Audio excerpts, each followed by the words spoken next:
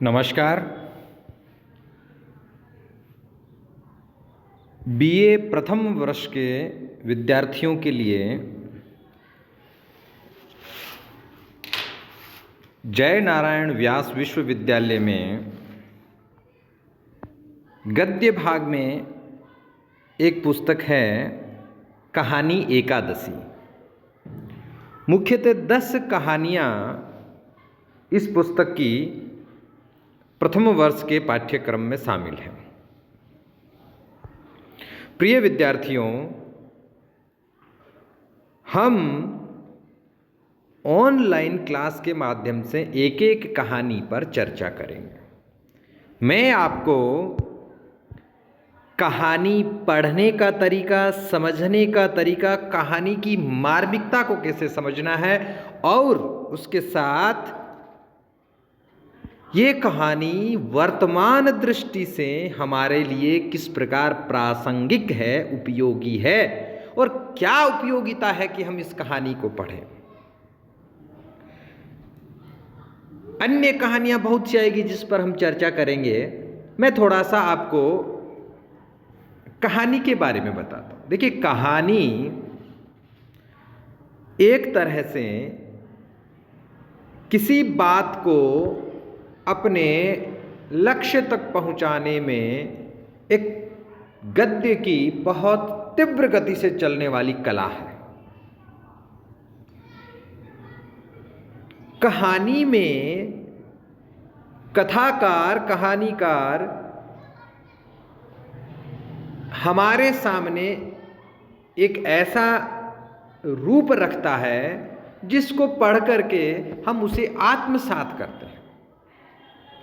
ये आत्मसातीकरण कहानी की सफलता का मंत्र होता है। जब पाठक कहानी पढ़ रहा होता है तब वह अपने आप को भूल रहा होता है। वह उस कहानी के उस विधान में, कहानी के उस परिवेश में, कहानी का जो संगठन है उसमें खो जाता है और कहानी के साथ खुद बहने लगता है। साथ ही साथ अपनी विवेक को जागृत करता रहता है।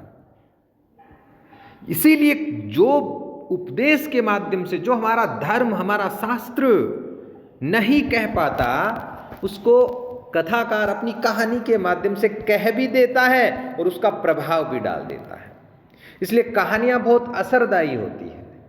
पाठक को कहानी पढ़ते समय कोई थोपा हुआ दर्शन नहीं लग रहा होता है, वह उसमें डूब रहा होता है, वो उसके प्रवाह में बह रहा होता है। और ये कहानी का सबसे बड़ा जो मंत्र है, कहानी पढ़ने के बाद पाठक एक नई एनर्जी लेकर के खड़ा होता है। उसके सामने एक नया रास्ता खुलता है। वो चीज़ों को समझने के बारे में एक ऐसी दृष्टि पाता है कि वाह, ऐसा भी हो सकता है। और उसे अपने भाव और विवेक, अपन ये भी कह सकते हैं कि बुद्धि और भाव यानी हृदय, उसका एक नया संतुलन उसे मिलता है।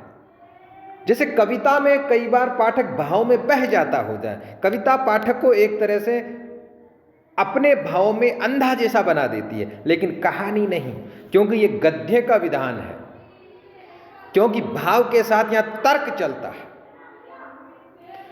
विवेक सदैव सक्रिय रहता है। भाव इतना प्रभावी और इतना हावी नहीं हो जाता है कि कवि ने जो कहा उसे स्वीकार कर ले। नहीं, कहानीकार खुला छोड़ता हुआ चलता है और पाठक अनेकों बातों से अपने आप को वहां तुलना करता हुआ चलता है।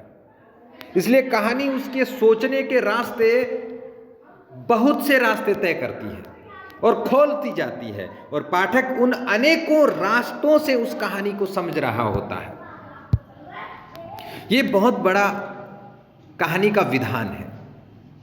इसलिए जो कथा वस्तु, पात्र, चरित्र चित्रण, देश काल और वातावरण, भाषा शैली, शिल्प और उद्देश्य, हम इनको कहानी के तत्व कहते हैं। लेकिन ये तत्व कहानी में खोजे नहीं जाते हैं। कहानी किस तरीके से लिखी गई है उससे वो तत्व अपना स्थान पाते जाते हैं। और कहानी किस समय लिखी गई है उससे भी ज्यादा महत्वपूर्ण है किस समय को आधार बनाकर लिखी गई है।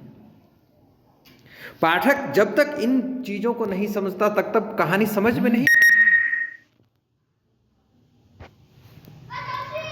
यही बहुत बड़ा कारण है कहानी का। तो ये जो है, हमें कहानी को समझने के लिए जो मैंने ये बातें बताई है उस पर ध्यान देना। तो अब हमने कहानी का विधान कैसा है उसको जान लिया। आगे वाली क्लास में हम जयशंकर प्रसाद की कहानी कला और उसके संदर्भ में गुंडा कहानी जो उन्होंने लिखी है उसके बारे में चर्चा करेंगे। तो आज की इस क्लास में इतना ही। बहुत बहुत धन्यवाद।